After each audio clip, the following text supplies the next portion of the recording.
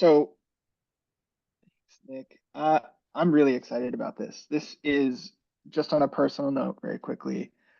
I started my career as a content marketing strategist, was my title. I was basically an account manager for a portfolio of about 30 brands at a content marketing agency in Boston called Brafton. And every Friday we would get together and watch Rand's Whiteboard Friday videos because none of us, we were all, more or less fresh out of college. None of us knew what we were doing. And we were supposed to be advising directors of marketing on SEO and content strategy. So, Rand, I feel like I owe you my career. Um, I'm really excited to have you here. And you've done a lot since then too. That was a long time ago. So you are now co-founder and CEO of SparkToro, which is a fantastic product. I hope we talk Oh, more thanks. about it. If we don't, I'm going to give it a plug later because I use it all the time. And also co-founder and CEO of Snapbar Studio. Um, and I mentioned Whiteboard Fridays, but that's if folks don't know when you were founder and CEO at Moz. Right. Yeah. So welcome. I'm so excited to be here with you and talking to you and learning from you. I attended your conference Spark together I think it was at the Oh, end yeah. of last Wonderful. year, and heard you talk about this topic a little bit there and immediately was like, I want to hear more about this. And so I'm really excited to bring it to Club PF today. Thanks for being here with us. Yeah. Gosh, my pleasure, Colin. Thank you for having me. Yeah, it's funny. I think a lot of folks know me from Whiteboard Friday. Oddly enough, those videos have a long, long half-life. I still find folks discovering them to this day, which is kind of exciting. Also makes me feel guilty for not producing more video content. Maybe, maybe as SparkToro matures, I'll need to get back in front of the whiteboard. As So, my therapist would say, you got to turn that guilty for into a thankful for somehow. yeah, yeah, I like that. That's turnabout is fair play. Well, so yeah, we've got an exciting presentation today. I think, Colin, I know that one of the questions I always get whenever I present is, will the slides be available afterward? Are you going to make those available to folks? We sure are. And the recording. Okay, excellent. Terrific. So why don't I pop this up and we're gonna share screen. Okay. Does that look good to everybody? Looks great. Yeah, thanks. All right, terrific. So my contention here for a lot of marketers is that um, the universe of attribution, which is different than measurement, we're going to talk about those, is over. And there are a variety of reasons that this has come to an end. So I'm going to set some context, and then I'm going to explain where I think the smartest marketers are putting their energy and effort in order to overcome this big challenge. So one of the problems, for sure, is that, and I am as guilty of this as anyone, especially as somebody who did lots of education in the marketing field for the last couple of decades, is that we spent all this time convincing executives that they should invest in digital channels precisely because they were not only measurable, but attributable. And our big weapon in that fight was that, unlike putting dollars against radio or television or billboard advertising or local campaigns or mailers, is that we could precisely tell you how many of your dollars were going to any channel and how much return on investment you were getting from each of those channels by building these moderately sophisticated attribution models. And that came from basically this idea that everything in digital was measurable. That when you um, looked at your marketing dashboard, you could see not just how much you spent on an ad channel, but you could see the number of people who came from that channel, what they visited on your site before converting to a sale or signing up for an email list, and that buyer journey was completely trackable. And then it all went sideways. Then that era ended. And I'm going to go through what sort of the core causes of this, but really it's the combination of all of these things that have ended it together. And they've come to a head in just the last couple years. And especially this year, we'll talk about the death of third-party cookies. But so third-party cookies ending in 2024. This is coming quite soon. You probably read about the cookie apocalypse for a while now, so I won't belabor the point. But Chrome, which has the dominant market share worldwide and certainly in the West, is the primary one that's going to be phasing them out after, I think it's September of this year, somewhere around there. And once that happens, the tech is dead all over. First-party cookies, which are still alive, still around. You can still drop a cookie. You can, remember someone's login. You can see what activity they had on your website or in your app on previous visits and tie those together. Yes, you can, but it is not anywhere close to what it was 5 or 6 years ago. The ability to drop, track, and measure cookies cross-browser, cross-device, and cross-session are all declining. And this is because many more consumers are embracing multiple devices. Many more consumers are embracing tech that blocks cookie tracking, including ad blockers.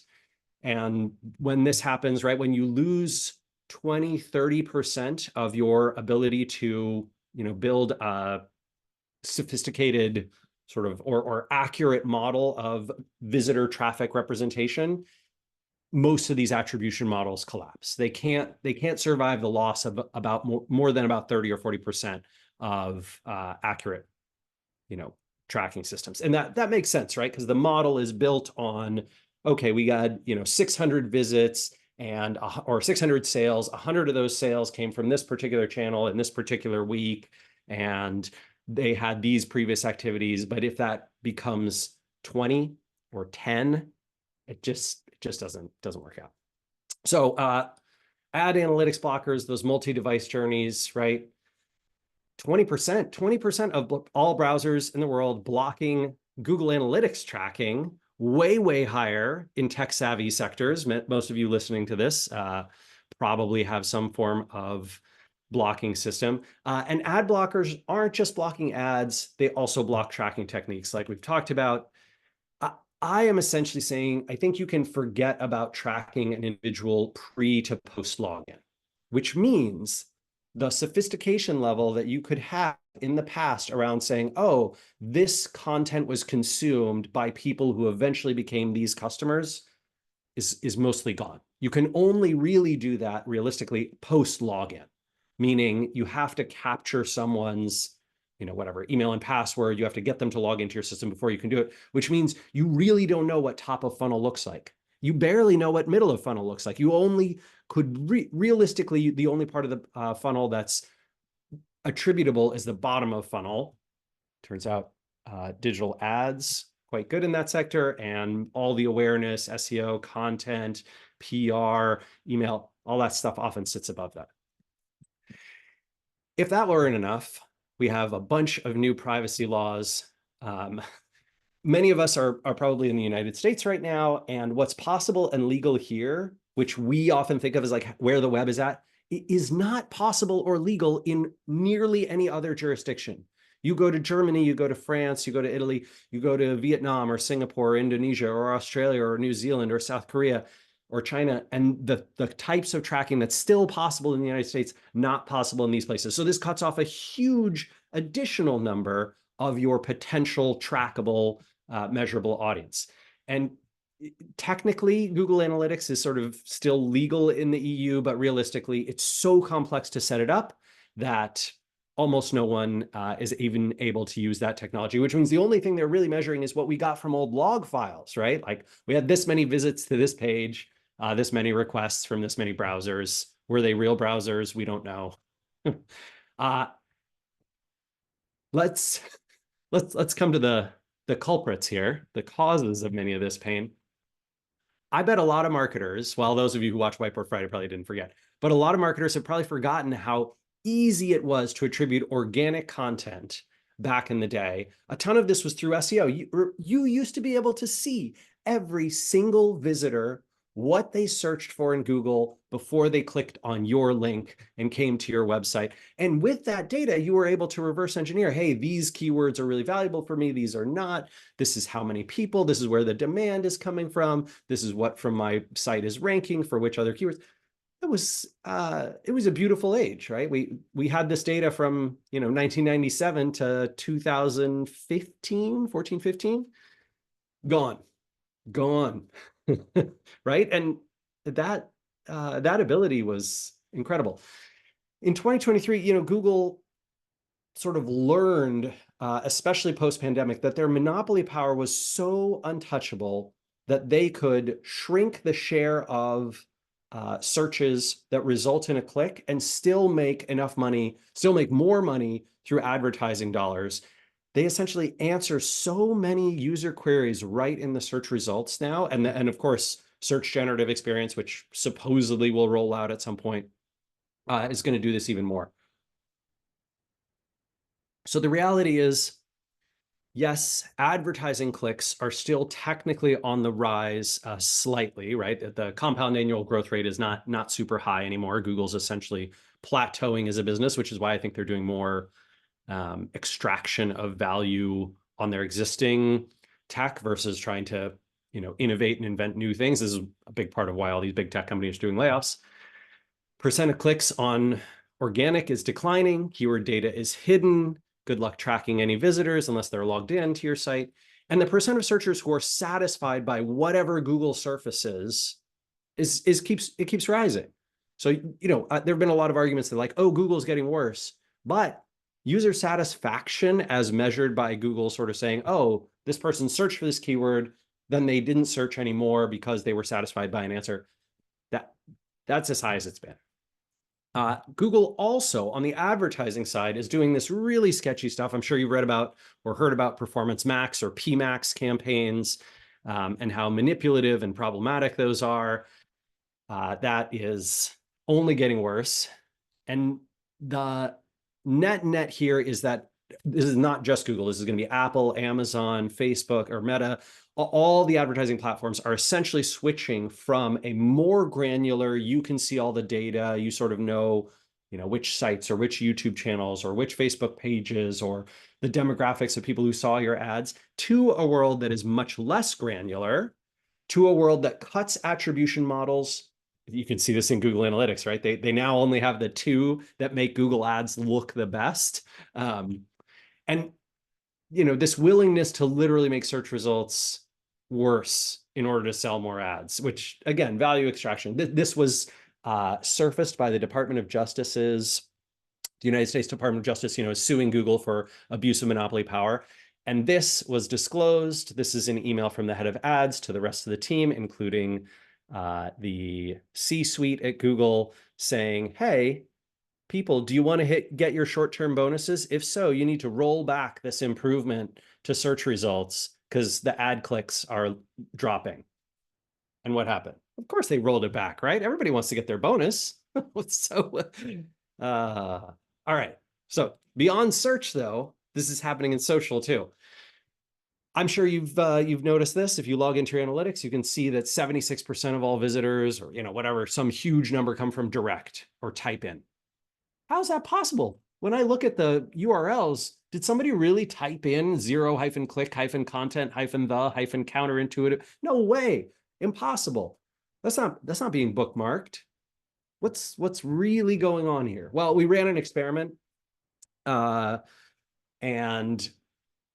turns out a ton of these social networks and content networks hide all their referral data by default. And some hide a percent, like LinkedIn was like hiding 15%, 14% of referrals.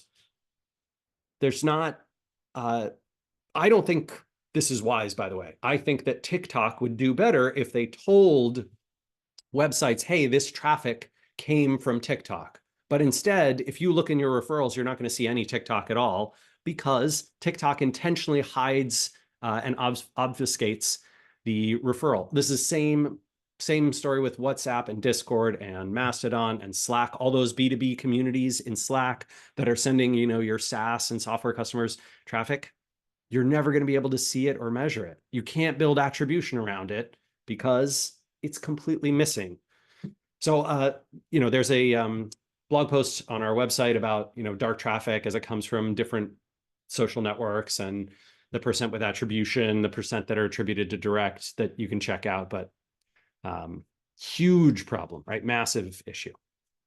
And last but not least, the rise of zero-click everything. So every one of these platforms, this is not just social networks, right? I'm talking about YouTube and Google and other places like that as well.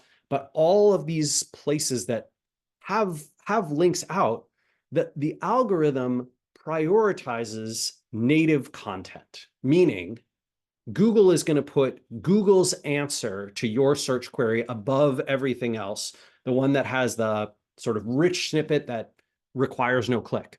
YouTube is going to hide by default the description underneath a video link. So when you go to a YouTube page, you see a video, very often in the description, there's going to be a link to a website, right? A third-party website, but it'll be hidden. Google or YouTube will make sure that you can only see the text before that link. Instagram, the only place you can do it is the link in bio. We all know that posts that include link in bio perform worse than those that don't. Twitter, when Elon bought it, this was happening before, but he made sure that external links are devalued even more. And when he open sourced the algorithm, he showed explicitly that if there's a link in the post, it's going to intentionally perform worse. This is same is true on Reddit, same is true on LinkedIn, same on TikTok. The only place you can put it is link in bio, and they're testing no bios. So basically, what I'm seeing is stuff like this. This is a post of mine that has a link, impressions, 444 impressions, great.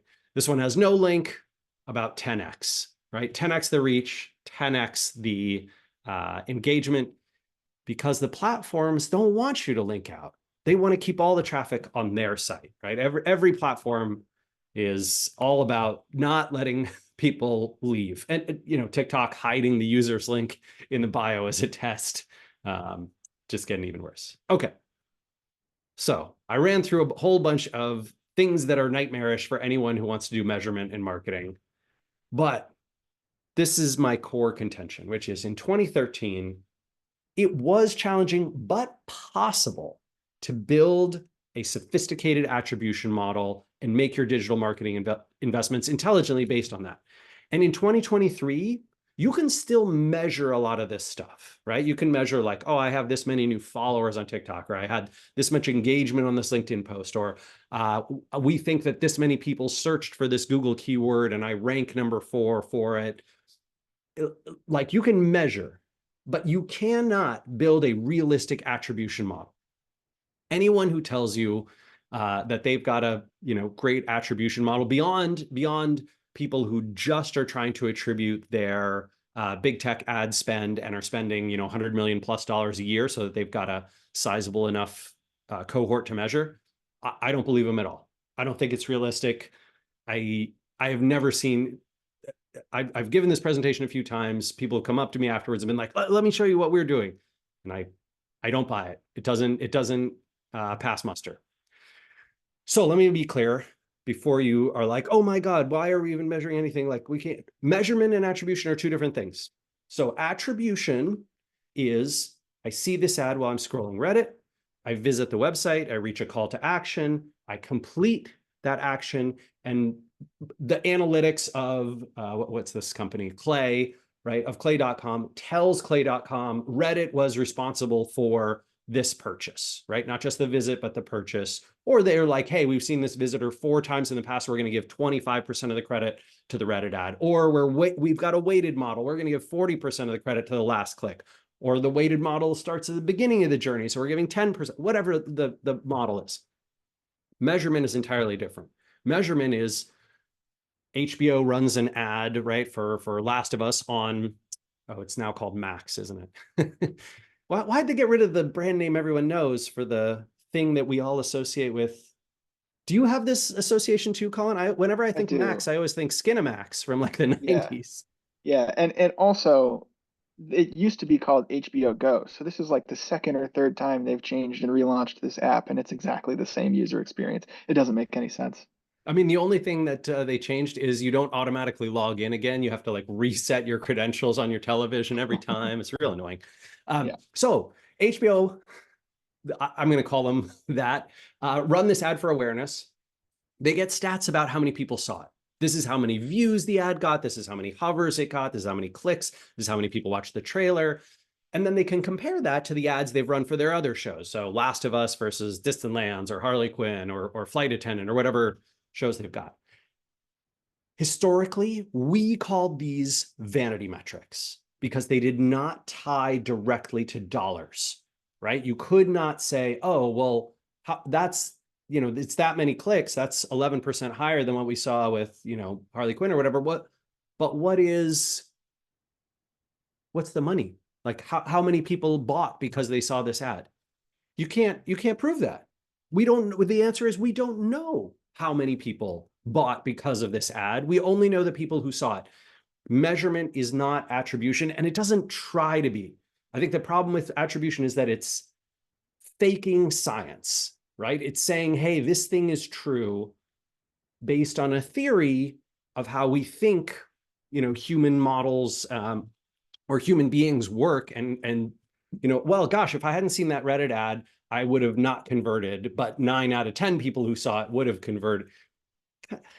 I think that's pseudoscience. I think that's mythical thinking. So in 1960, little story time, but 1960, right? Coca-Cola runs this billboard. They spent millions, but look at that neon. That thing's giant, conveniently sitting above a Four Roses bourbon ad, right? Because the idea is bourbon and Coke together. But of course, Coca-Cola doesn't want to advertise them together because then it's a liquor ad and blah, blah, blah. But this billboard in Chicago, Michigan Avenue, right? How'd they decide that they were going to run that? Obviously, they didn't have sophisticated digital attribution, right? But it must have been something else. Well, back in the day, right, in the sort of Don Draper Mad Men era, they were looking at the audience, like how many people drive through and walk down Michigan Avenue in Chicago. What's the potential reach, right, that we can expect there? What's the context of this? Okay, does Michigan Avenue sort of have a, it's sort of like the like New York's Fifth Avenue or a lot of smaller towns as main streets, right? It's got this cachet, cultural cachet. Market comps, right? They looked at, well, when we ran this billboard in Detroit, how'd it do? When we ran this billboard in Cincinnati, how'd it do? When we ran this billboard in Los Angeles, how'd it do? And then we do lift-based measurement, right? So essentially, we look at stores in Chicago from the same quarter or same month last year, after the billboard went up, before the billboard went up, and after the billboard went up, and then we decide, it looks like we saw a 5% lift. We didn't run any other campaigns in that local area. And so we're attributing that 5% lift to probably the billboard. Do we know for sure it was a billboard? Heck no. But that's what marketers used, right? The whole advertising profession was built on vanity metrics, the things we've been dismissing for the last quarter century. Here's a potential customer, right? Consuming content about your product. This is for the video game Disco Elysium, which I personally think is a masterpiece, but it's an acquired taste for sure. And right, so they're watching on YouTube, they're seeing a TikTok video about it. They might go to Google and get so much information from the page that there's no need to click, right? No reason to visit the site at all. Sorry, I'm getting allergies because it's so warm already. And those people might read some third-party reviews, but you know what they're never doing? They're never visiting your website, right? The folks who run Disco Elysium have only 2 kinds of attribution. Number one is view through ads. They know the ads that they bought and how many people viewed them. And they know potentially last click if people came and signed up the email list on their actual website, or there's some metrics that you're allowed to get from the Steam page, the page that sells the PC game. But if you optimize for exclusively these 2 forms of marketing, you're going to destroy, absolutely destroy, and underinvest in all brand building, all organic, all content marketing, all SEO, because of those things, all social media, because those things can't be built around attribution models anymore, right? They're just not present. That data does not exist for you. Those vanity metrics can't be tied to attribution. So look, I mean, you want an attribution model. The only way that works is if the analytics software that you're using and the model that you've built can record all the devices that made all the visits and tie them all together. Otherwise, you are just BSing yourself and your team and your company and your boss, and you are absolutely underserving your market with your advertising and marketing. None of this is going to happen in a cookieless, 2023 browser privacy law regulated, ad blocker filled, multi-device world. Not happening. There are lots of vendors who will try and convince you that everything I've said to you is wrong, because they would like to sell you very expensive software based on machine learning, or now they're going to call it artificial intelligence because that's way hotter, that build samples based on some, MMM, marketing mix model. And you can read all about these. The math behind them is pretty impressive. I'm not trying to throw shade on what these vendors are doing, right? I think they have their market. I think there's a reason that they can be invested in reasonably, and that is if you're spending tens of millions or hundreds of millions of dollars on big tech advertising channels, and what you really want to know is which big tech advertising channel is contributing more or less to my, eventual sales. This is reasonable. This is a reasonable thing to invest in. But the MMM stuff only works if every single brand touch can actually be included. And if you think that's possible, there's a bridge on Mars that they should sell you instead. Here's a brief abbreviated list of things that marketing mix modeling will never, cannot measure. Watched your talk at a conference? This webinar? No, impossible. There's no way a marketing mix model software can say, oh, Rand gave a presentation, right, to the PF community. The presentation was well received. Lots of people went over to SparkToro and signed up for a free account. And then this percent of them became customers. Nope. Zero attribution. Absolutely impossible. Private Facebook group. No way. Friend emailed you about it. Nope. Not measured. Word of mouth. Mentioned in a YouTube video. Reddit comment. Boss forwarded your newsletter. Learned about you from some branded merch. We don't have branded merch, but right. Just not fundamentally impossible. And word of mouth, in my opinion, is responsible for the overwhelming majority of sales. So look, I'm not even mentioning all the things that, yes, technically it could be that you could put something into your attribution model, but there's no way anyone is going to put most organic content, most one-to-one outreach, most comment marketing, most SMS, most streamer reviews, virtually anything unpaid to do. Just toss it out. So this is the part of the presentation where you go, wait, Rand, are you just telling me that because ads are the only thing I can realistically put attribution behind, that I should just spend a ton more money on ads?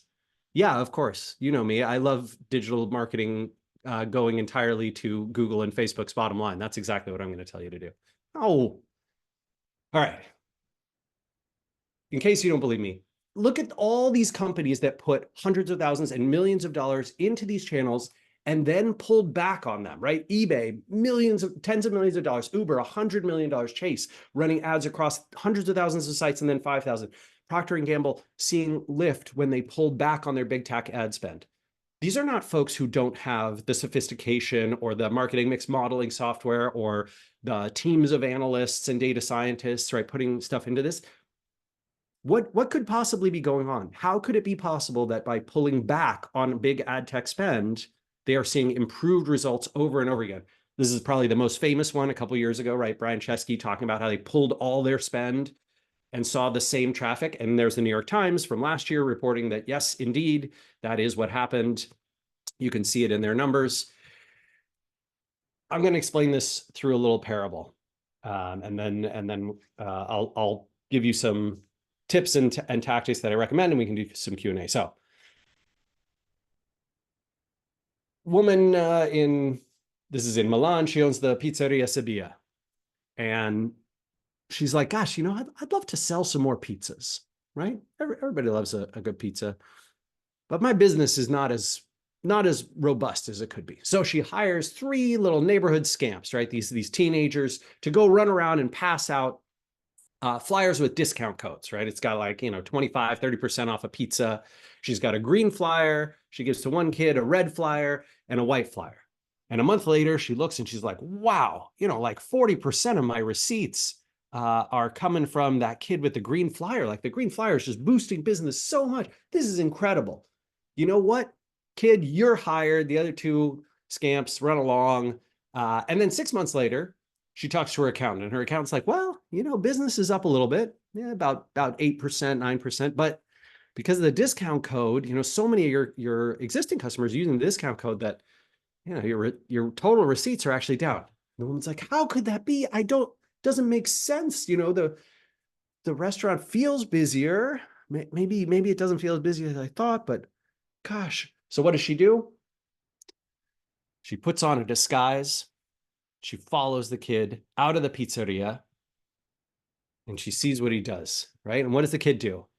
The kid goes out of the pizzeria. He's got his big stack of green flyers. He ducks into an alley around the corner and then he waits. And as she's watching, she sees this kid just waiting and waiting. And then as soon as somebody's walking, like they're going to walk into the pizzeria, he jumps out and hands them the flyer with the discount code, right? Because why work hard to make more sales when you could just take credit for sales that were already going to happen? AKA Facebook and Google's motto.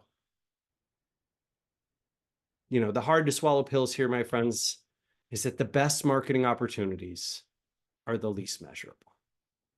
That's just how it is. And if you can't convince your boss, your team, your client, your execs that this is true, show them this presentation, right? Because nobody disagrees with this in theory. They only disagree with it in their own metrics. Everyone knows that this is true, right? It has to be true. This is frustrating, but it is the bitter truth. So what's the solution here, right? We talked about problems. We talked about context. What am I actually recommending? Well, look, in 2024 and beyond, 2024 and beyond, okay, and beyond. Oh, great, yeah. I think my screen sharing ended. Hang on just a sec. There we go. We're gonna reshare that screen. This presentation. Perfect. Let's go back to where we were. Number 1, you can throw money at the big tech ad providers who are going to be very happy to take your money and provide you with attribution, right? They will say, yes, oh, yeah, you spent $20 million with us and you made $35 million. We're taking credit. You know what they're great at? They're great at being that kid with the green flyer and jumping in front of your customers. What does Google know better than anyone else? Where people go on the web before they buy. What does Meta know better than anyone else? Where people go on the web before they buy. And what are they great at? Showing your ad to people who are going to buy anyway. You can try this with any company in the world. I guarantee if you cut all advertising spend for 90 days, you are going to see that a tremendous number of your sales that are attributed to advertising come anyway. Is that number 50%? Is it 75%? Is it 95% like Airbnb? You will never know unless you cut it.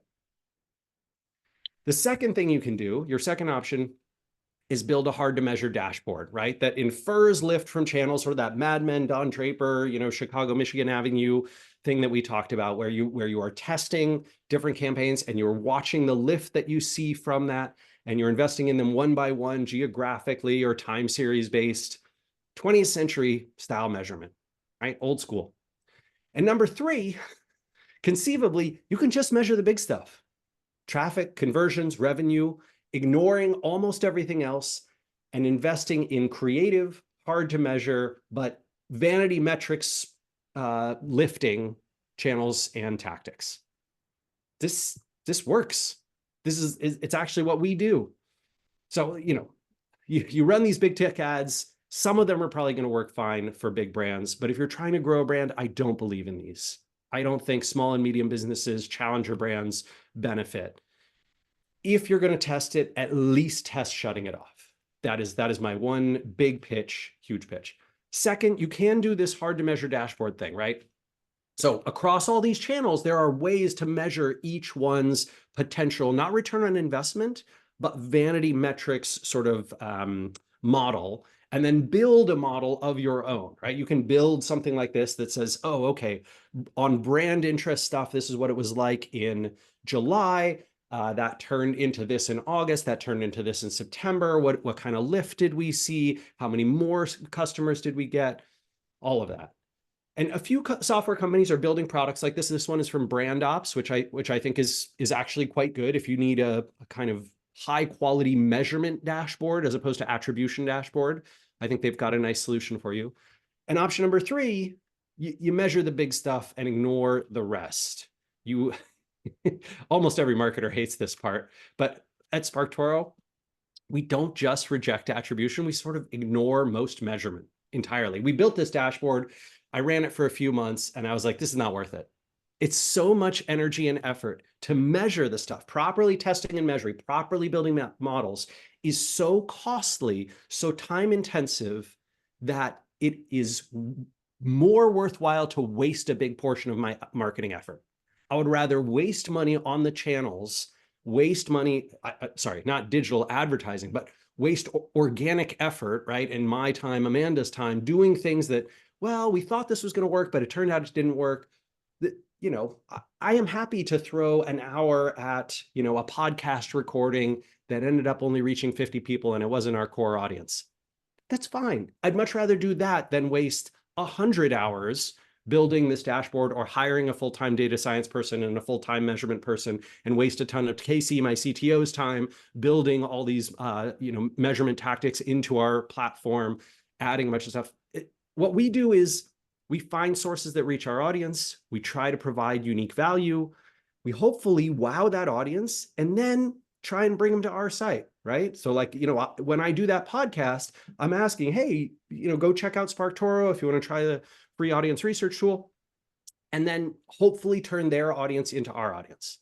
This model over and over again is what has driven big results for us. And the core part of it is not attribution or even measurement. It's good intuition on those sources and good content and good intuition and audience understanding and empathy for what's going to impress people. We don't use paid media. We do virtually no SEO. We get no SEO traffic outside of our brand name, but all these spikes are email newsletters and interviews and industry podcasts, right? We're essentially saying we want a source of influence for our audience to come amplify our brand. What could we do with them that would earn that coverage? And then the list of things is infinite. This is challenging. It's challenging, but I am going to argue it is a far better use of virtually all small and medium business marketers' time and energy than the other stuff, right? The way I measure is, are my customers engaged with this platform and the topics that are relevant? Do I like participating here? Does it fit with the things that I'm good at and I get energy from? And are my vanity metrics going up, right? More followers, more clicks, more total visits, more people trying the tool. That's what we do. Might work for you too. Oh, I think I'm supposed to mention, Colin, that if folks like, you can try SparkToro, which sort of helps with a lot of it for free at sparktoro.com. It's truly very, very cool. And because you're being so humble about it, I'll tell people you can put in, for example, it does many, many things, but put in, hey, I want to know more about the people who follow Rand on Twitter. Are you on Twitter? No, X? I mean, who's on Twitter anymore? But yeah, but it'll go across social channels and websites and stuff. Yeah. Yep. So I want to know more about the people who follow Rand. Look that up, and it'll tell you they also follow these other people. Maybe you can get on their podcast. And also, they go to this website a lot, and they search for this kind of thing frequently. And so, like, Right. it gives you these kind of indicators of where you can meet your audience, which, like you said, Rand, I think one of the fundamentals of marketing. So you're not getting lost in these little like maybes and data and like maybes and attribution. You go like, yeah, this is what my audience likes and wants. Just like it's the first principle. Go there, do that. Yeah, I mean, look, Colin, I was a huge fan of surveys and interviews, but I want to, I have empathy for folks and recognize that a quality survey and interview process is like 6 months and at minimum tens of thousands of dollars, right? If you're doing it sort of at professional scale. And Casey and I were like, that sucks.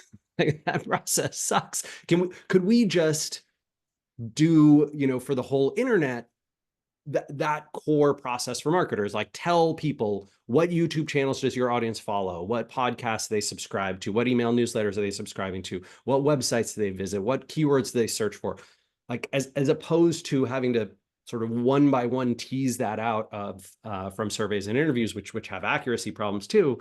Can we just use public data on the web and clickstream data from private panels to get that? And the answer is yeah, it works, right? Like it's really cool. It really does help solve this that frustrating problem. And when like I present a lot of problems like these, right? The zero click attribution, the dark social thing, and I don't want to present those without some, well, what's the next step, right? And Yeah. I don't, what I don't like doing is just pitching SparkToro. So like there are alternatives too. If you have an enterprise scale budget, I really do recommend Brandwatch. I think they have an outstanding product. It's expensive, but you talk to someone on their sales team, you'll see a demo. It's quite good, right? It's kind of like SparkToro, but at enterprise scale. And there's another company I think they're in the EU called Helixa.ai, and another one called Audience, like audience, but with an S instead of a C. So those are all good alternatives too. Thanks. We've got a couple questions. Oh, shoot. Yeah. Alec, thanks, Alec. Alec says, Rand, how do you think this timeline we're on will affect the direction of, or the director of demand gen job in marketing? Will that role become harder to be successful in and to justify? Um, probably the answer is yes, but it really depends. I think that unfortunately, for the next decade, what I see is Google and Facebook and Apple and Amazon using their kind of monopoly power in the digital advertising world to continue to convince mostly CFOs and CEOs that their data is good enough and more accurate than what some CMO or some director of marketing or someone who heard Rand on a podcast would have you believe. And so you should keep investing with them. And because so few boards of directors and executives are willing to risk a down quarter, they would rather sort of pay the kid with the green flyer to take credit for sales that were already going to happen than risk losing the 8% lift in sales. So does that suck? Yes. Do I think it's dumb? Yeah. Does it give you a fantastic way to compete against big companies by outsmarting them? Yes. To some extent, I think about this all the time, and I think maybe because marketers like to gripe and moan, but like, my CEO is not telling the VP of finance how to do the accounting, right? Because there's rules and laws, and they have to do the right things. And so the CEO goes, I'll just trust you Yep. until you mess up. That never happens with a marketer. They never go, oh, okay, I'll just trust that you know what you're doing. Because these companies, have made it just simple enough that anybody who can look at a dashboard can kind of grok what they want them to grok, which is like, hey, we made you money. Um, so there's Yep. kind of like a cultural problem in the way that I think marketing is trusted or not trusted from the C-suite. And I think to some extent we've done it to ourselves through our obsession with attribution. Yeah. Yeah. Well, and I mean, we sort of had the rug pulled out from under us, right? So Google was sort of like, hey, here's all this amazing data. Do you remember pre-Cambridge Analytica, Colin? Mm. Facebook used to show you demographics, psychographics, other pages that your audience visited, all this stuff. So the bigger of an audience you got on your Facebook page or Instagram or whatever, the more data these players would provide to you. It was really quite extraordinary. In fact, the Facebook, the old 2016, pre-2016 Facebook audience page looked a lot like what SparkToro looks like today, right? It was like, it was quite similar. Sort of you got the pie chart with your gender and age breakdown, and then job titles and descriptions and roles. And, people who visit your page also visit these pages and websites and follow these other people. That information was gold. And they took it away under the guise of privacy. But realistically, they took it away because now you have to spend money with them to reach your audience instead of knowing where you can go organically, which I think is BS, right? That data is your data. Like that, you built that audience. It belongs to you. I think it is shady as hell that Google took away keyword data. I think it's shady as hell that this dark social problem exists. I think it's shady as hell that advertising options like Performance Max take away all of your data and then promise to tune things for you, but then you'll never be able to fix it or know what's wrong in the future. It's just, I think Cory Doctorow has a great blog post about this that folks can look up. It's called the enshittification of platforms, It's so good. Yeah. which sort of describes the trend of how all of these platforms operate. Amazon being a great example of one where it's like, hey, here's this, very cheap and inexpensive place to buy goods and services delivered over the internet incredibly fast. Like really, really good from a customer service and consumer standpoint. But then, right? Oh, suddenly Amazon is often much more expensive than a lot of other places on the web. And almost everything is a paid ad on Amazon, right? It's so hard to find something organic. The ads are so tiny. You're rarely clicking on them even intentionally. And so now it's become, just not a great choice, but a default choice because you opted into Prime because, well, the TV thing and the instant delivery and the free shipping and the free returns. And when I go to Whole Foods, I don't want to pay full price, all of that. So Prime. Yeah. Yeah. Um, I'll try to find it, Alec. Oh yeah. It's EN shitification of the internet. I'll put it in the chat for you there. Oh, I lost my train of thought. What were you just saying? You were just talking about. Oh, here's what I was going to say. There's this trend towards, especially I guess in B2B, and there's some of it in B2C too, marketers talking about you have to make a media company or owned media, first party data. There's community building, which is it's what this is. Club PF, Club People First. If anybody here is not a member, check it out, clubpf.co. It's for people who believe um, that marketing is about human beings. And so like if Rand's talk resonated with you, I think the rest of what's going on in our community will. So anyway, what do you think about that, like that movement to build a media brand or like a community? Do you think that's part of a solve? Um, For some people, yes. Like one of the things I really shy away from, Colin, is suggesting to any one marketer or any company that, hey, this thing worked for me, and so you should just copy that and do it this way. Or, community building is a great channel. Everyone should do community building. That's absolutely not true. I think the only universal advice I can really give when it comes to choosing channels and tactics is choose channels and tactics that reach the audience you need to reach, right? That includes your customers, but probably also includes the people who influence your customers, which are often a different group. Whatever, media, journalists, podcasters, bloggers, social media influencers, all that kind of people.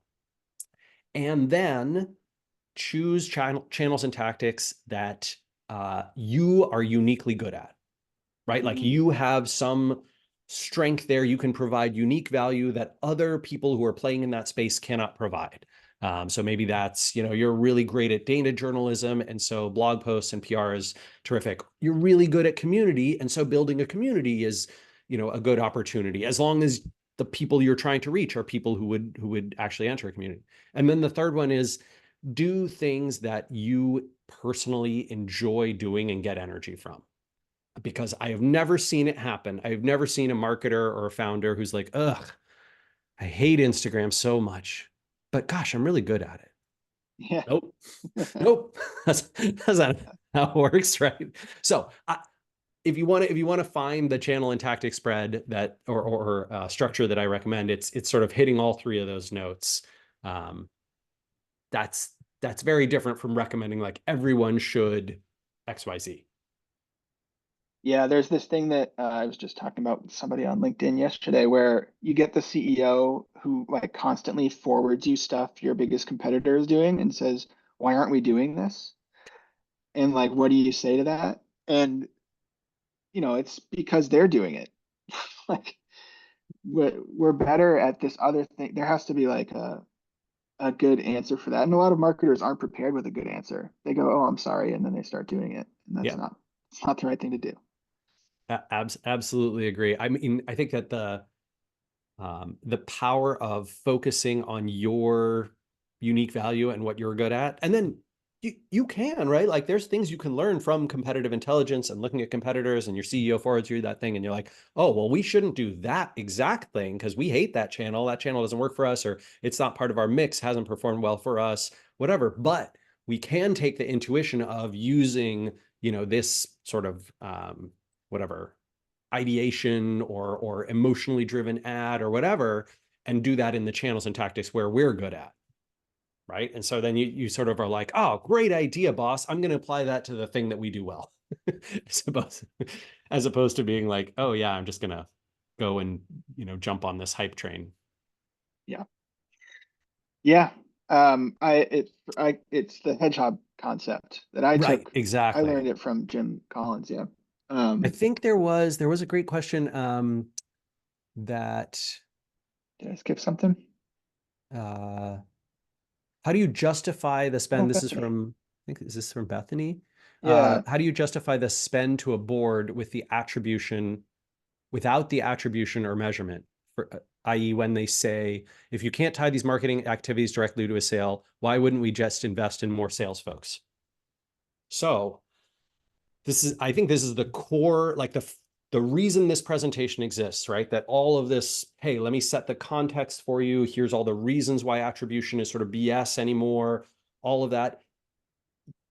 Unfortunately, it is marketers' job to educate their boards, their CEOs about all of this stuff, right? Like I'm presenting it to you, but you can kind of be like, oh, God damn it, Rand. Like now I have to go convince my board that all these things that you're saying are true. Yes, I'm sorry, right? Like that sucks. That's also part of the job of being a marketer, right? Part of the job of being a marketer, or a CTO or a CFO, right? Like the CFO has to tell the CEO, like, oh, why are we changing accounting practices to this way? Well, it's because of these laws and regulations, or because it's going to help us with forecasting or whatever it is. And let me educate you on that. Same thing. Marketers have to educate their teams of, hey, you got used to this thing for 20 years. It does not work that way anymore. Here's why. Here's what changed in the last 5 years.